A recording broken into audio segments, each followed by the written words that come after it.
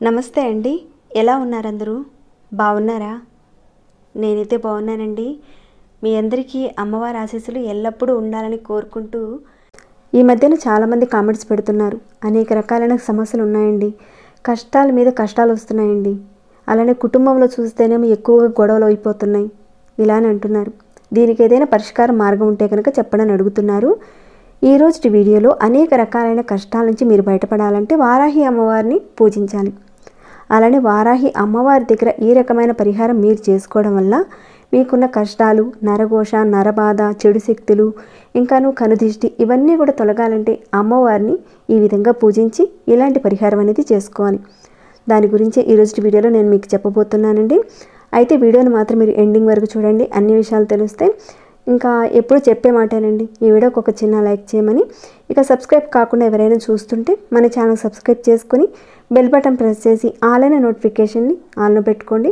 ఇంకా అనేక రకాలైన సమస్యల గురించి అడుగుతున్నారు కదండి, మన ఛానల్లో చాలానే ఉన్నాయండి వీడియోస్. మీరు ఒకసారి ఛానల్లోకి వెళ్ళండి. మీ మనసుకు నచ్చింది మీరు చేయగలిగేదాన్ని మీరు ఏదైనా ఎంచుకొని పరిహారం కానీ లేదంటే పూజలు కానీ ఎంచుకొని మీరు ప్రయత్నం చేయండి. మీరు ప్రయత్నం చేసిన తర్వాత మీకు వచ్చిన మార్పుని, రిజల్ట్ని నాతో షేర్ చేసుకోవడం మర్చిపోకండి. ఓకేనండి, ఇక మన వీడియో మాటకు వెళ్దాము. సప్తమాతృకుల్లో ఒకరైన వారాహి అమ్మవారిని పూజించడంలో ముఖ్యమైన రోజు మనకి నెలలో 2 పంచమిలు వస్తాయి. శుక్లపక్షంలో వచ్చే పంచమి, అలానే కృష్ణపక్షంలో వచ్చే పంచమి. ఈ 2 తిథుల్లో మనం అమ్మవారిని పూజించాలి. వీటిని విశేషమైన రోజులుగా చెప్పబడింది.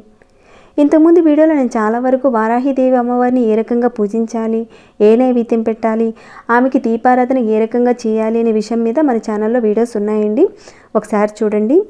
మన చుట్టూ ఉండేవారు, మన స్నేహితులు కావచ్చు, బంధువులు కావచ్చు, ఇరుగు పొరుగు కావచ్చు, ఎవరైనా సరేనండి, తెలిసిన వారు కావచ్చు. మన ముందు మాట్లాడేటప్పుడు బాగానే మాట్లాడతారు, తీయగా, ప్రేమగా, అభిమానంగా, చాలా ఇష్టపూర్వకంగా మాట్లాడతారు. నీకేంటండి, మీరు అంతా బాగా మాట్లాడతారు, కరెక్ట్గా ఉంటారండి, మీరేంటండి అని ఈ రకంగా పొగుడతారు. ఇక అక్కడి నుంచి మనం యువతలకు రాగానే మన మీద చెడుగా మాట్లాడతారు. ఆ పక్కింటి వారితోనో, ఎదురింటి వారితోనో, ఎవరితో ఒకరితో అగౌరవపరిచే విధంగా చెడుగా మాట్లాడతారు మన మీద. అలాంటి ప్రపంచంలో మనం బతుకుతున్నాం అన్నమాట. ఇక్కడ చెడు శక్తులు, చెడు ప్రభావాలు మన మీద పడకుండా ఉండడానికి ముఖ్యంగా వారాహి అమ్మవారిని పూజించాలి. చెడు శక్తి యొక్క ప్రభావం మన మీద, ఆ దృష్టి అనేది పడకుండా ఆపి మనల్ని బయటపడేస్తుంది ఆ అమ్మవారు. ఆ వారాహిదేవి అమ్మవారి దగ్గర ఒక చిన్న పరిహారం కనుక చేసుకుంటే చాలండి, ఆ కష్టాల నుంచి మీరు బయటపడతారు. ఇక్కడ చెప్పే పరిహారం చాలా ఈజీగా ఉంటుందండి, ప్రతి ఒక్కరు కూడా చేసుకోవచ్చు, అంత ఈజీగా ఉంటుంది. ఇక్కడ మీరు చేసేటప్పుడు మీ మనోశక్తి, మీ యొక్క నమ్మకం, వీటన్నిటిని మీరు జోడించి పరిహారం చేసుకోండి అమ్మవారి దగ్గర, మంచి ఫలితం అయితే ఉంటుంది. ఇక ఈ పరిహారంలో భాగంగా రెడ్ కలర్ క్లాత్ తీసుకోండి. రెడ్ కలర్ క్లాత్ మాత్రమే తీసుకోవాలండి, వేరే కలర్స్ మాత్రం తీసుకోకండి. దానిని చక్కగా ఉతికి ఆరబెట్టి రెడీ చేసి ఉంచుకోండి పరిహారం చేయడానికి ముందు రోజు. తర్వాత ఈ తీసుకున్న ఈ వస్త్రంలోకి ఒక 3 వస్తువులు పెట్టాలి. ఈ పరిహారం కోసం మీరు ఎక్కడికి వెళ్ళనవసరం లేదండి, ఇంట్లోనే కూర్చొని చక్కగా చేసుకోవచ్చు. పెద్దగా వస్తువులు కూడా అవసరం పడవు. ఇక్కడ మీరు ఒకే ఒక 1 రూపీ కాయిన్ తీసుకోండి, ఈ క్లాత్లో పెట్టండి.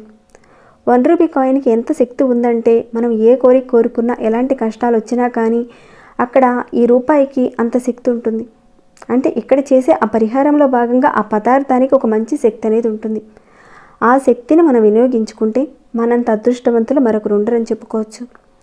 ఈ విధంగా మీరు ఒక 1 రూపీ కాయిన్ పెట్టిన తర్వాత కొద్దిగా పసుపు, కుంకుమ పెట్టండి. ఇంతేనండి, ఈ 3 వస్తువులే మనం వేసి దీనిని చక్కగా మూటలాగా కట్టాలి. చాలామంది అంటారు, అమ్మవారిది ఉగ్ర రూపం అండి, అమ్మో అమ్మవారిని పూజించకూడదు కదా అని అంటారండి. అమ్మవారు చూడడానికి ఉగ్ర రూపంగా కనిపించినా కానీ చాలా శాంతిమూర్తి అండి. మనం కొలవడం వల్ల అనేక బాధల నుంచి క్రమక్రమంగా బయటపడడం అనేది జరుగుతుంది.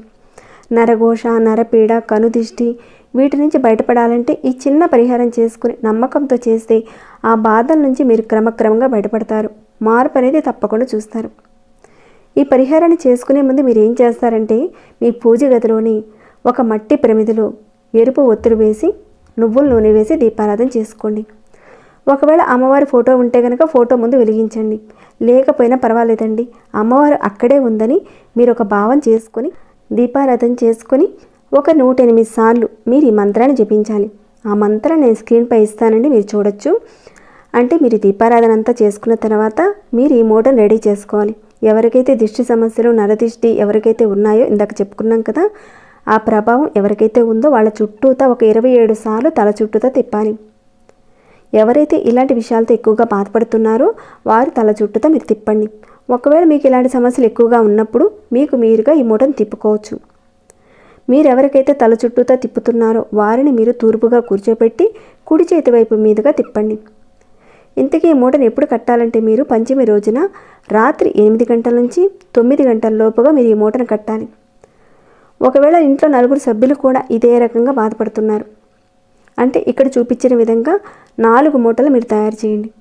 మీరు దీపారాధన చేసుకున్న తర్వాత మూటను కట్టాలి. ఆ తర్వాత ఇప్పుడు చెప్పిన విధంగా తల చుట్టూతో తిప్పుకున్న తర్వాత ఆ దీపారాధన అనేది వెలుగుతూనే ఉండాలి. ఆ దీపారాధన దగ్గర మీరు తల చుట్టూతో తిప్పిన తర్వాత ఆ మూటను అక్కడ పెట్టండి. మీ ఇంట్లో 4 సభ్యులకు చేస్తే 4 మూటలను కూడా అదే రకంగా చేసి తిప్పి దీపారాధన దగ్గర పెట్టండి. ఈ విధంగా మీరు ఎన్ని పంచములు చేయాలి? 6 పంచములు చేయాలి. అది కృష్ణపక్షంలో పంచమి కావచ్చు, లేదంటే శుక్లపక్షంలో వచ్చే పంచమి కావచ్చు, ఏదైనా సరేనండి. ఒక 6 పంచములు చేయాలి. ఒకవేళ మధ్యలో ఎవరికైనా లేడీస్ ప్రాబ్లం వస్తే, ఆటంకం వస్తే ఆ పంచమిని వదిలేసి ముందు చేసిన పంచములన్నింటినీ కూడా తీసుకొని కంటిన్యూ చేసుకోవచ్చు. మీ అందరికీ అర్థమయ్యేలా చెప్పాననుకుంటున్నాను. ఒకవేళ మీకు డౌట్స్ వస్తే కనుక ఒకసారి మళ్ళీ వీడియో చూడండి. చూసిన తర్వాత ఇంకేమైనా డౌట్స్ వస్తే అడగండి, రిప్లై ఇస్తాను.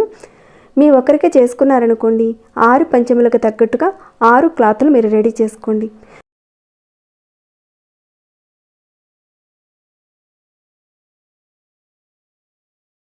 అలానే 1 రూపీ కాయిన్స్ని పసుపు కుంకుమ పెట్టి అన్నీ చేయాలి. అంటే ఒక్కొక్క పంచమికి ఒక్కొక్క ఎరుపు క్లాత్ పెట్టండి, ఒక్కొక్క రూపాయి పెట్టండి. అంటే ఇక్కడ నేను చూపిస్తున్నాను కదండి, పంచమికి ఈ రకంగా మూట కట్టాలి. అలానే మీ తల చుట్టూతో తిప్పుకోవాలి ప్రతి పంచమికి.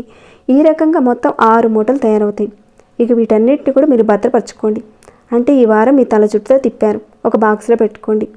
ఇక 6 పంచములు అంతా కూడా అయిపోయిన తర్వాత ఆ 6 మూటల్ని వారాహి అమ్మవారి గుడికి మీరు వెళ్ళే భాగ్యం ఎప్పుడైతే కలుగుతుందో మీకు, అప్పుడు అక్కడున్న హుండీలో వేయండి. మిగతా దేవుడి గుడిలో మాత్రం వేయకండి. అంటే వేయొచ్చు అని అడుగుతారేమో, మిగతా దేవుళ్ళ గుళ్ళల్లో మాత్రం వేయకండి హుండీలో. కేవలం వారాహిదేవి గుడి హుండీలో మాత్రమే వేయాలి. ఈ విధంగా చేయటం వల్ల మీకున్న సమస్యల నుంచి మీరు క్రమక్రమంగా బయటపడతారు. అయితే ఇదంతా చేసేటప్పుడు ఒక నమ్మకం పెట్టి చేయండి, ఖచ్చితంగా మార్పు అనేది చూస్తారు. ఆ అమ్మవారిని తలుచుకుంటూ చేయండి. సాధారణంగా వారాహిదేవి అమ్మవారు కష్టాల నుంచి బయటపడేస్తుంది.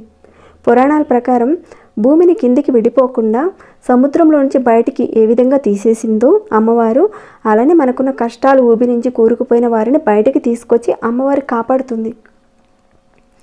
చక్కగా వారాహి అమ్మవారికి పూజ చేసుకొని ఈ చిన్న పరిహారం, అలానే ఈ పరిహారంలో భాగంగా 6 పంచములు తిథులు మీరు పూర్తి చేసినా కానీ మీరు అమ్మవారికి ప్రతి పంచమికి కూడా సాయంత్రం 6 గంటల నుంచి 9 గంటల లోపుగా దీపారాధన చేసుకుని అమ్మవారికి సంబంధించిన నామాన్ని జపిస్తూ ఉండండి. మనకున్న కష్టాలన్నీ కూడా మటుమాయమైపోతాయి. దీన్ని ఎవరైతే చేస్తారో ఎప్పుడు చూసినా గొడవలు పడేవారు, లేదంటే కష్టాలు ఎదుర్కొంటున్నవారు, అనేక రకాలైన సమస్యలు ఉన్నవారు, ఇంకా సమస్య మీద సమస్య ఇలా ఏ పని జరగకుండా ఉన్నవారు, నరఘోష, నరదిష్టి ఇలాంటి వారు తప్పకుండా చేసుకోవాల్సిన ఒక మంచి పరిహారం అండి. వారాహి అమ్మవారిని పూజించడం వల్ల అత్యంత విశేషమైన ఫలితాలు కలుగుతాయి. ఇంకా వారాహి అమ్మవారికి సంబంధించిన మీకు ఏమైనా డౌట్స్ వస్తే కనుక మన ఛానల్లో వారాహి అమ్మవారికి పూజకు సంబంధించిన అనేక విషయాలు తెలియజేశానండి. ఆ వీడియోని చూస్తే మీకున్న డౌట్స్ అన్నీ కూడా క్లియర్ అవుతాయి. ఓకేనండి, ఇక ఈ వీడియోని ఎంతటితో ముగిస్తున్నాను. ఇంకేమైనా డౌట్స్ ఉంటే కనుక అడగండి, తప్పకుండా రిప్లై ఇస్తాను. ఈ వీడియో మీకు ఎలా అనిపించిందన్న మాట కూడా చెప్పండి. ఇంకా లైక్ చేయకుండా చూస్తూ ఉంటే ఒక చిన్న లైక్ చేయండి.